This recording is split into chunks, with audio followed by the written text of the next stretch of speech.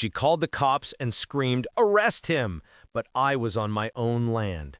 They came like a bad joke. 3 muscle guys in work boots, 2 SUVs, and a grocery bag of confidence. Karen stood at the edge of her manicured street, pointing like she owned the horizon, and I watched from the porch as her little army stomped down my gravel road. They barked orders, pushed past my gate, and the tallest grabbed my neighbor's kid by the shoulder like he was picking up a skateboard. For a second, everything went wrong. My wife grabbed our boy, fear hit my chest, and Karen smiled like a queen watching a show. I stayed calm because my hands remembered more than I let on. I let them swagger to the barn, let them talk loud and stupid while my old security rig quietly warmed up. Cameras, a live feed to my phone, motion lights that turned the dark into a stage. When the leader shoved me and sneered that an HOA could rent muscle for a day, I did something he never saw coming. I opened the barn door and let the whole ranch speak back. The sprinklers hit first, soaking boots and jeans, then my wife stepped out in plain clothes with a look that would make a drill sergeant smile. She didn't reach for a weapon, she reached for the thug's pride. We filmed every second. They laughed at us, then slipped on mud, then spat out excuses, and when Karen screamed louder, the men looked smaller than they stood 10 minutes before. I didn't have to shout to win. I showed the world they were trespassing on land that had my name on the deed, and I let the footage do the rest. As they crawled back to their cars, drenched and defeated, Karen's face went white enough to color the whole street, and I heard myself say, low and simple, "You don't rent courage, Karen. You borrow it, and it comes due." The next morning should have been quiet, but nothing about Karen ever stayed quiet. By sunrise, a shiny black sedan rolled up with tinted windows, and out stepped a man in a suit pretending to be legal counsel for the HOA. He carried a briefcase and waved a paper at me like it was a weapon. "Eviction notice. You're trespassing on HOA-managed property." I almost laughed. My ranch had been in my family for 3 generations, the deed framed in my study, notarized and sealed. But I didn't laugh because my wife caught the smallest detail first. The paper wasn't signed by a court, it was a fake letterhead, printed off some cheap office copier. Karen strutted behind him, hands on hips, shouting for me to pack up before we bulldoze the barn. That's when the sedan's back door opened and 2 of last night's thugs limped out, bandaged and scowling. They were still sore from crawling in the mud, yet somehow foolish enough to return. The suited man promised lawsuits, property seizure, and even jail time. I let him talk, let Karen cheer, let the goons puff their chests again. Then I stepped aside and pointed to the sheriff's cruiser parked behind my barn. The sheriff wasn't there by accident. He was my cousin, and he'd been watching the footage we streamed live to the county office. The lawyer's face fell as the sheriff stepped out, badge gleaming, and said flatly, "Funny, I don't recall HOA having the authority to impersonate the state." Karen froze, the thug stammered, and the lawyer tried to backpedal, but the sheriff already had his hand on the radio. That's when Karen made her biggest mistake yet. She shoved the sheriff's shoulder and screamed, "Do your job and arrest him!" The silence that followed was louder than her words. The sheriff didn't even blink when she shoved him, just tilted his head slowly like he was studying an insect. "Karen," he said, calm as a stone, "you just assaulted an officer." Her mouth opened, then shut, then opened again, but no words came out, just that shrill gasp people make when they realize the floor's gone under them. The lawyer dropped his briefcase, the thugs shuffled back like schoolboys caught smoking. I stood there on the porch, arms crossed, not saying a word. It wasn't my fight anymore. It was hers. But then, like always, Karen doubled down. She screamed that the sheriff was in on my scam, that this entire county was corrupt, that she would call federal reinforcements. The sheriff raised an eyebrow, and I swear I saw him fighting a grin.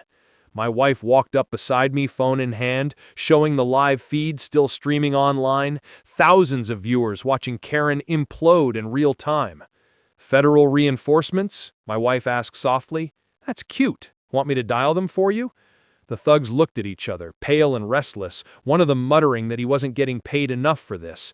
But Karen, red-faced and shaking, snatched the phone out of my wife's hand. Big mistake. My wife stepped forward, slow and steady, and said, "Touch me again, and you'll learn why I train SWAT units." For the first time since this circus began, Karen actually hesitated. Her eyes flicked to the sheriff, to the camera, to her limp hired men, and that's when she realized she wasn't in control anymore. Karen's face went from red to stone when my wife hit play on the small recorder she'd slipped into the barn the night before. The thugs had been loud and proud on my property, and one of them, drunk on bravado, had bragged about the HOA check that paid for tonight's cleanup. You could hear it plain as day, names, amounts, even a text the leader sent that called Karen boss. The lawyer stammered that the tape was doctored, but my wife just smiled and said, "Funny, why would we fake your own man saying you hired goons?" The leader's jaw dropped, and one of the thugs, sweating, tried to back away. The sheriff's hand moved for his radio, Karen lunged, ripping at the recorder, and she only made things worse. Her own voice was captured, promising them protection if they handled us. People on the live stream exploded in the chat, viewers shouting for the county to act, and the thugs, suddenly small, started trading blame like kids passing a hot potato. I kept my voice low and steady and said something I didn't think I'd ever need to say out loud. My family paid for this land with blood and sweat. You can try to steal a driveway, but you can't steal history. That line hit the feed like a punch. Thousands of hearts, hundreds of shares. As the sheriff moved in, the HOA lawyer made one last desperate play. He reached for his phone and called somebody with a name that made my blood run cold. The call lasted only 3 seconds before he hung up, and when he turned back, his face had a new color, terrified curiosity. Then the farmhouse landline rang, and the name flashing on the caller ID made us all go silent. The sheriff glanced at the caller ID, and for the first time that morning, his jaw tightened. The screen showed 3 letters no small-town rancher ever expects to see. FBI. Karen's smug smile came back like a storm breaking through clouds. "See?" she shouted, pointing at the phone. "Now you'll all pay. Federal agents are already on my side." The thugs perked up, nodding like backup had arrived, but my wife didn't flinch. She picked up the receiver, pressed it to her ear, and listened in silence. Karen leaned closer, smirking. "Tell them to bring the cuffs for him." But then my wife said, calm and clear, "Yes, Director. Understood." She handed the phone to the sheriff, who stood straighter than I'd ever seen. Karen frowned. "Director? What director?" The sheriff said nothing, just listened, then hung up and turned toward her with a look that could cut glass. "Karen," he said, "do you have any idea who you're messing with?" She blinked, confusion replacing her bravado. My wife folded her arms, her badge catching the morning light, one she never showed unless she had to. Karen squinted, and then her eyes widened in horror.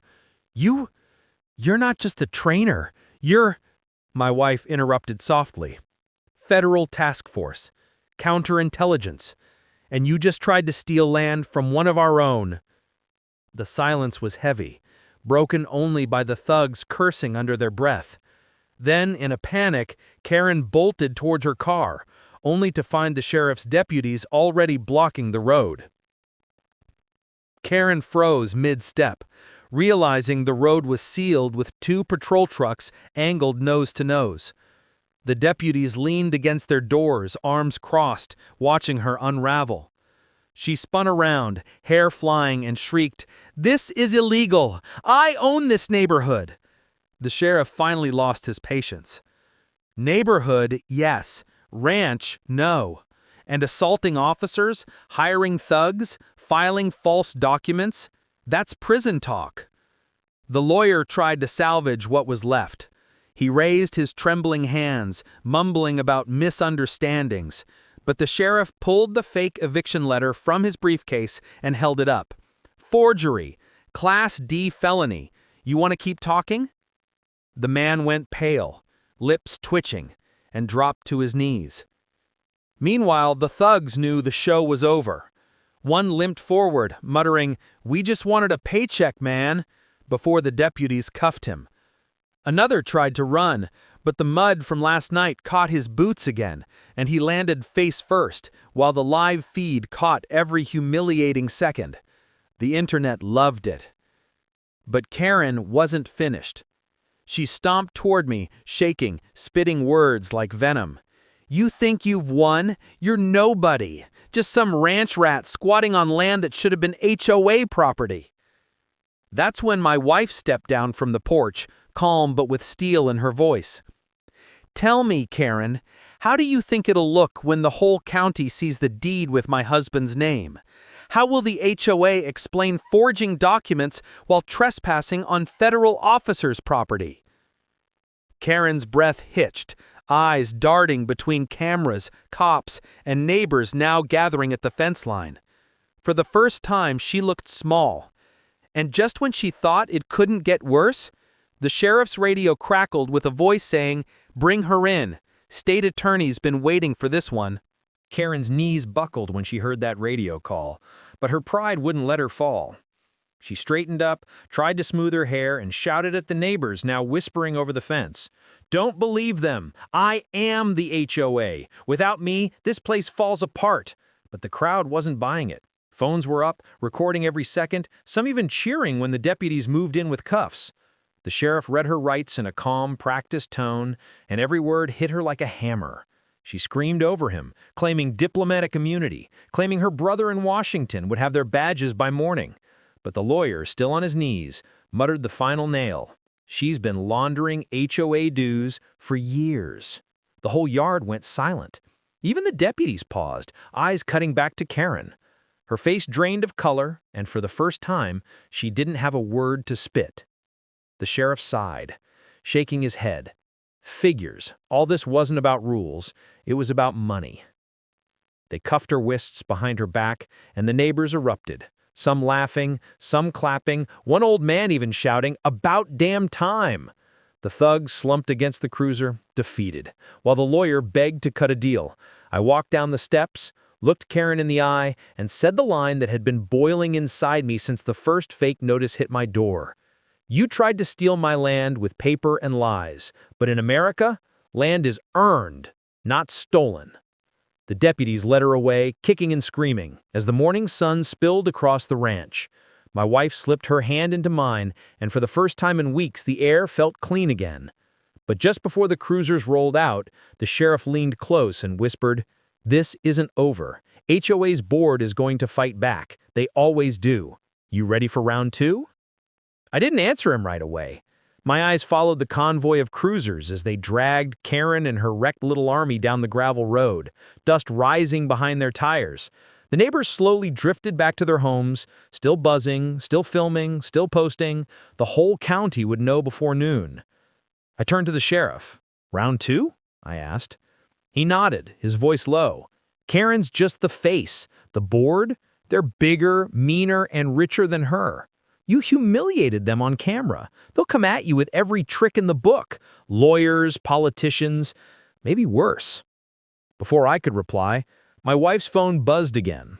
She glanced at the screen, then handed it to me without a word. It was an email, official seal, encrypted header. My stomach nodded as I read it. "HOA board under federal investigation. Multiple agents dispatched. Keep secured until further notice." I looked at my wife. She didn't flinch, didn't even blank. She said softly, "Told you. We've poked something bigger than Karen." That's when the sound came. Deep, heavy engines on the horizon. Not police, not pickups. Black SUVs, rolling in a line. Dust curling behind them like smoke. The sheriff's deputies tensed, hands near holsters, as the lead vehicle stopped at the fence line. A man in a perfectly tailored suit stepped out, sunglasses gleaming, and behind him 4 more in dark coats fanned out. He smiled, too calm for the moment, and called out across the fence, "Mr. Rancher, Mrs. Federal Agent, my employers on the HOA board would like a private conversation." The sheriff swore under his breath. Told you. Round 2. The suited man stood at the fence like he owned the horizon, his words rolling out smooth like poison and honey. "This can all go away," he said. "Sell the ranch, sign the papers, we'll make you rich." I glanced at my wife, her arms folded, eyes sharp, and then at the sheriff, whose hand hovered near his holster. The neighbors had gathered again, phones raised, watching, waiting. For a heartbeat, the world held its breath. I stepped forward, boots grinding against the gravel. "This land isn't for sale, not to you, not to anyone." The man's smile cracked, his jaw twitching. He signaled to his men, but before they could move, 3 more cruisers pulled in behind him. Federal agents, badges flashing, guns low but ready. The man in the suit froze, his own men shrinking back as the agents crossed the fence line. "Board's finished," one of the agents barked. "We've got everything. Karen's confession, forged papers, the money trail. You're all under investigation." The suited man's charm drained away, replaced by fear. He cursed under his breath, shoved his hands into his pockets, and let the agents take him. The crowd erupted again, louder this time. Cheers, claps, shouts of relief. My wife slipped her hand into mine, squeezing just enough to steady me. The sheriff gave a rare grin. "Guess round 2 ended quicker than I thought." As the black SUVs were loaded and driven off under federal escort, the sun climbed high, lighting the land in gold. For the first time in years, the land felt safe again. I looked at the fields my father plowed, the barn I built with my own hands, the porch where my son now waved at the deputies like they were old friends. And I said, not to Karen, not to the board, but to myself, I didn't fight for this country to let bullies take my home. Not then, not now, not ever. And with that, the ranch was ours again, untouched, unbroken, and finally free.